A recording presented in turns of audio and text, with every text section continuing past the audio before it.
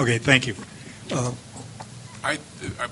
One thing I wonder is whether other members of the panel focus so much on WRP1. I wonder if there are other. Well, let me make a suggestion. Okay. You've got your staff list.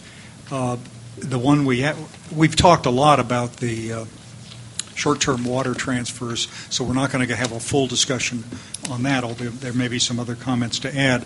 But on proposal number 2 to change, this is staff proposal number 2 on the open issues, you talk about some additional language for the contracting process from the State Water Project and the CVP. I know you haven't had a chance, panelists haven't had a chance to look at it, and I understand the caveat is you'll look at it, you'll tell us later what it is.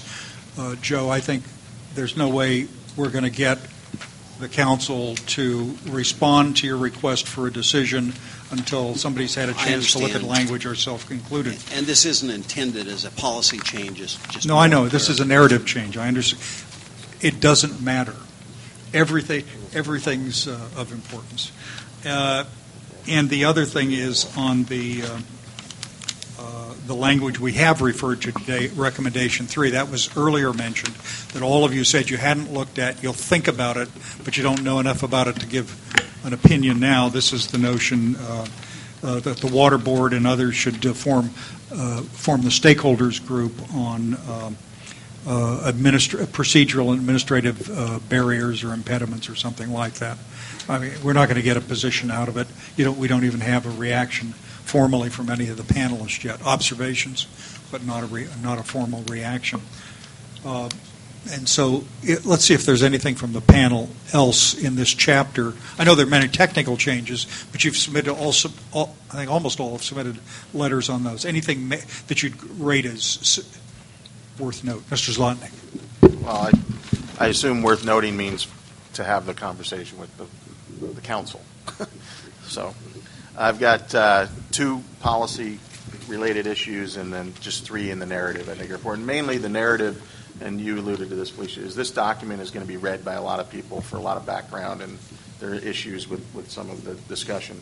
In terms of the policy, WRR2 on page 101, and this gets, frankly, back to our just recent discussion, and we're not going to rehash it. I would just suggest that the idea that there should be a provision in contracts from DWR that you have to apply by state law, and I get that. But when it says including compliance with 85021, it just raises all those questions again about what does that mean, who determines whether you're compliant or not. Is this in the context of just a generality someplace? There's no necessarily covered action here. Wait. You acknowledge that there is a law on the books under Water Code 85021, right? I acknowledge that there's a Water Code section 85021 that says that it's the policy of the state to reduce reliance for future water needs through a statewide strategy of investment, and that each region that depends on Delta watershed water should invest in A, B, C, and D. That's what I acknowledge. I don't acknowledge that there's a regulation there. Well, this is not a regulation. Look, this is a recommendation. I understand that. I got it. And the recommendation is the Department of Water Resources include that in their documents that are signed. And you're against that. Mr. Chairman, my reason for being here is to identify issues of concern. We believe that adds confusion. And we would recommend that part of the sentence be deleted, and I can leave it at that. We don't need to argue about it again. Okay, thank you. Can I continue? Oh, sure. Okay. Sorry.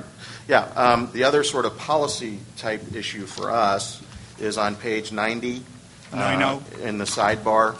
And this is repeated a couple of places in the document, but the fundamental issue is, and this may be considered a hyper-technical issue, but in the council's appellate role with regard to BDCP, as reflected in the plan, it says, is to determine whether BDCP will be included in the Delta plan or not. And the legislation, in our view, is that the council's role is to hear an appeal of the Department of Fish and Game's determination of whether the BDCP satisfies the terms of the statute. That's not whether it's in the plan or not. It shall be in the plan if it's Joe, look at that language if you would, please. I think that's accurate. Then just a couple of narrative issues that, again, get more to the generic aspects of the document. And page 68 in the sidebar, and this is also repeated in many places, and we've commented on this before, I will admit, but the discussion of Article 10, Section 2, and the public trust doctrine, which you correctly emphasized, Mr. Chairman, are foundational to the state's water management. Article 10, Section 2 leaves out the second half of the article about putting the waters of the state to the fullest beneficial use to the fullest extent. That's kind of the co-equal side of that, we would argue. And similarly, with discussion of the public trust doctrine, it leaves out a lot of the discussion in the court cases about the public trust includes the public interest, which may require an action that doesn't necessarily serve the interest of the public trust resources, so to speak. So we would just suggest that you look at having the full picture there for both Article 10, Section 2 and the public trust doctrine. On page 96, lines 26 to 28 in particular, the statement is made that groundwater use in California is, quote, largely unregulated. That's frankly just not true. It's regulated in most parts of the state by local government. And so there's no state central regulation, it's true, but that gives a false impression in our view of really what's going on with groundwater management in the state. And then on page 100, lines 3 and 4, and this is sort of just an interesting issue with relation to, the prior discussion somewhat, the plan makes the statement that, quote, many water suppliers, unquote, have failed to comply with 85021 basically, even though it just went into effect, and that is a, quote, significant impediment to achieving the co-equal goals. Seems we're a little ahead of ourselves with that language, and so would suggest that be reviewed and changed. You did hear the Department of Water Resources say that they don't have the staff or funds to evaluate whether agencies are doing what they've said they've done, right? No, I understand that the reduced reliance policy just went into effect in 2009, and to say that just no one's complying with it and it's a significant impediment to the co-equal goals just seems just without facts, not in evidence. I think I take your point. Okay. I think we can change the sentence to say that many water suppliers fail to comply with current law because, in fact, I think about a third of water suppliers currently fail to comply with the Urban Water Management Planning Act. So perhaps that clarifies it. Whatever the facts are. Randy? For which? The last one? Page 100. Line 3 and 4. Yeah. Thank you, Mr. Chairman. Okay, thank you. Mr. Bobker. Thank you, Mr. Chairman. Two overarching comments. The first is that the plan, this chapter appropriately focuses on making use more efficient, diversifying sources, and changing patterns of diversions rather than simply looking at increased deliveries or increased exports. But there are other export benefits that maybe could be captured better, particularly predictability of export supply and vulnerability of the export supply system. They're referred to, I think, in the Delta Water Delivery Predictability Index that you suggest, but I wonder if you actually couldn't, in both the discussion of water supply and in your performance measures, include at least a narrative measure that says we want to increase the predictability of the supply that is exported from the Delta, and we want to decrease the vulnerability of the system. So this is my contribution to export supply performance. Secondly, Should I hold my wallet? Yes. No, I'll go to Met first. The second, just two or three sentences on the issue I raised earlier regarding the policy defining Section 85021, and all I'll say in that is that you heard me before, my main points before. You have appropriately rejected arguments made to you that this section does not only applies to future growth and doesn't apply to existing use. But in fact, I think your policy, as I pointed out in this discussion, of allowing either net reduction or diversified supplies allows somebody to drive right through that, I think. And you could actually increase your That's net. and for or. Right. Yeah, I mean, and the point is simply that you could potentially increase your net use of Delta water and still comply with this policy under the way that you're approaching this now, and I think that's not your intent. So those are my overarching concerns with Chapter 3. Thank you. Thank you. I'll tell you, that Carl Wilcox from Fish and Game sure is sly. He's sitting there looking happy and nobody's after him and saying, Mr. Nordhoff. Just a suggestion. I mean, we certainly have come up upon a seminal issue with WRP1, and there may be some other ones in ensuing chapters. I think there probably will be. And I encourage you to send in your comments early rather than late. Give us a chance to read them. The committee members, not just the staff, and we'll be a little more thoughtful, and I think we'll be a little more efficient and productive in terms of the use of our time. Okay. Mr. Machado, you had a... No. Thank you. Okay. Don Natoli, Supervisor. Just, I guess, a question of Joe and maybe Dan, but after seeing the crossfire here today, I think in a good exchange of certainly views and interpretations, I guess from the standpoint of if we're going to be asked to, between now and when we reconvene on the 28th and 29th, to fully immerse ourselves in this particular aspect, recognizing the history certainly as this council has evolved, the various iterations of the Delta Plan and the conversation around WRP1, but certainly certain elements of this chapter. I think, Joe, I'd like to hear before we leave this afternoon, then kind of what your take is. It's one thing to bring back options and so forth, but even with the options, then we get into this. I termed it as a crossfire about, well, does it really mean that or does it not? How's it going to be interpreted? And then I think you certainly responded to some of that, as Chris and other members of the panel. I appreciate everybody weighing in.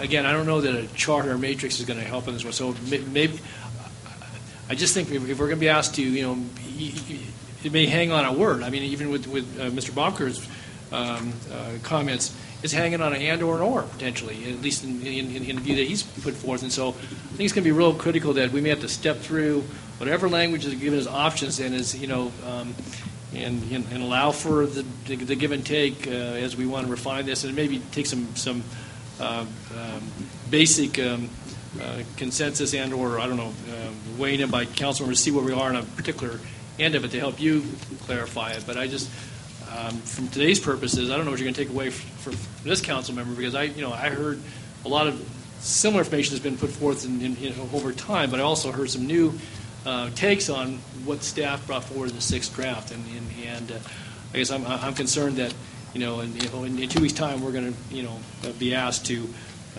make some pretty final determinations on this. It'll go out for draft review, but I guess anything you can do to help this council member, again, I'm going to get plenty of information. They haven't had a chance to wade through what came in yesterday, let alone what we're hearing here today. So again, I don't know how you're going to boil this down for us, Joe, but I would appreciate any other thoughts beyond what you've already offered as to how you might see getting this to a format where you can help the council get to decision points, recognizing there may be some differences on this, and you're going to have, you're going to have to take a straw poll or suit a chair, I guess, as to where we rely on some of this, because it's tough from your standpoint too, because you continue to refine this, but at some point we're going to have to make a call on this, and that's what I want to. Because I want to understand what you're going to do with your examples and language and all the feedback here. How you're going to condense that for us? Let me try and describe what I think we will do.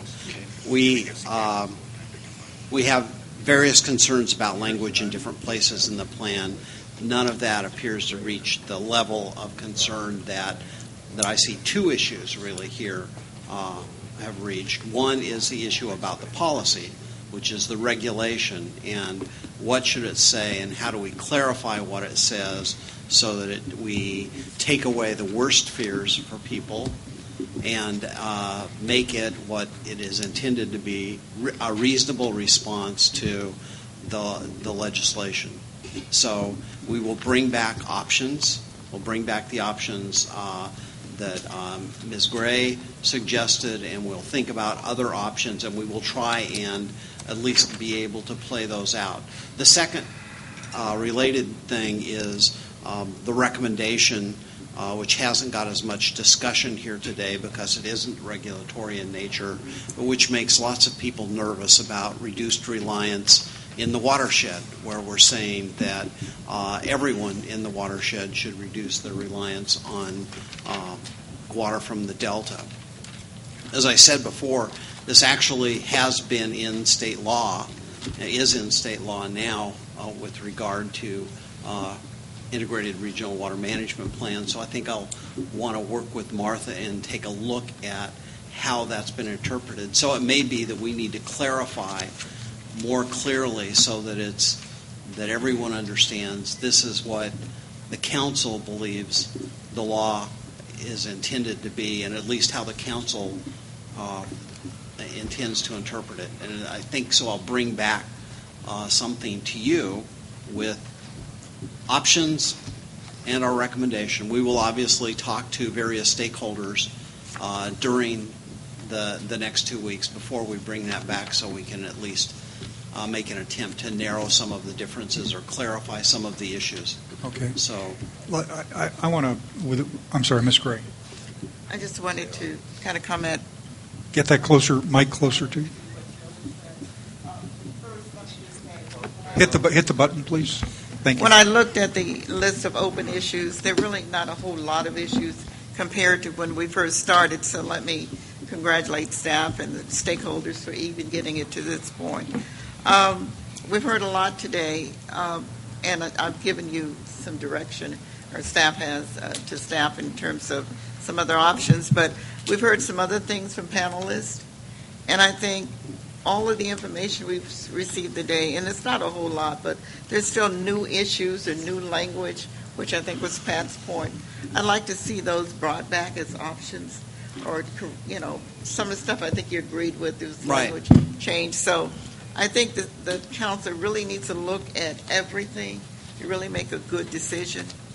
And so I would like to see any significant options that are comments that were presented today as part of that document that you bring back that shows all the options for each item that's still open. Right.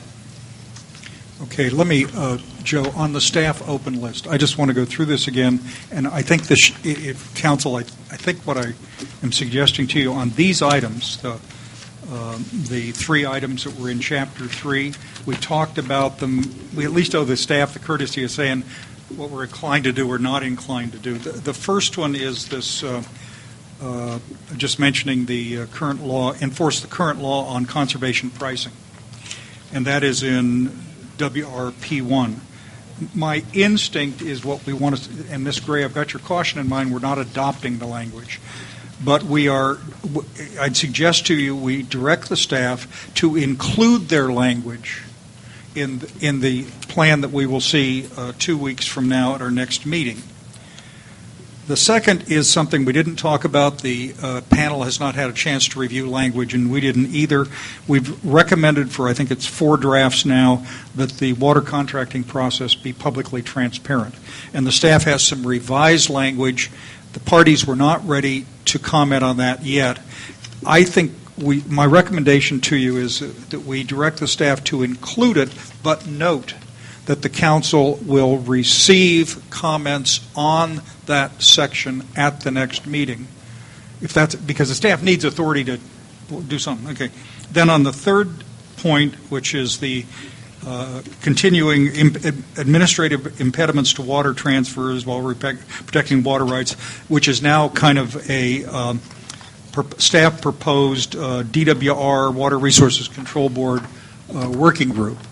I'd suggest we ask them to include the language, but again, with a caveat, we want to hear the reaction from the interest groups at the next meeting. Now, I'm not asking for a motion yet, but how would that sound to you as direction on just on those 3 issues? Randy? Okay. Let's do it. Let's put it into motion. Ladies, you have the information. Okay. Let's put Patrick moves. Mr. Nordhoff seconds, starting with Hank, please. Marcus, aye. Eisenberg, aye. Totally aye. Okay. All right. Those three at least are out of the way. Okay. That wraps up preliminarily Chapter 3, right? Yeah, can I just make, I just I'm want to sorry. reserve some time. I have a bunch of comments on this section, but they have more to do with the narrative and what's missing. I just want to be able to say that I thought this was an excellent rewrite of the section. I appreciate what everybody recognizes, and that my comments are just going to be for more and more boxes, more examples, more on storage, for example, which is still the elephant in the room that we haven't really grappled with, but it's critically important to this working. I appreciate that there's stuff in there now. There wasn't in my mind before, and a host of issues like that. So just thanks to the team, but I'm going to, in my comments, you're going to see I'm going to want a lot more to really tell the story, because I think overall we still haven't told the story that justifies our existence or motivates one to act. In some places we've got recommendations that aren't backed up in the problem statement. In some cases we've got a problem statement and there's no recommendation on it. And so that kind of true-up, I think, is still going to be essential. Okay. All right. Using examples from California, not Palau, though. Yeah, I'm sorry. I just had Palau in my mind. I think I want to take another vacation, I think. All right. Okay, we're now going to move on to Chapter 4. We are going to finish our review of Chapter 4 before we adjourn today. So at the risk of everyone losing all of their evening appointments and getting spouses and significant others really mad at them, my own wife included, I would say that getting out of here any later than 5:30 would be minimum, and hopefully before that. Okay, this is the ecosystem chapter, Chapter 4. I noticed that the staff did not have open items on Chapter 4. There are other issues, but they're not a staff open item. Okay, so let's, wait a minute, let's do this. 5-minute break. 5-minute break.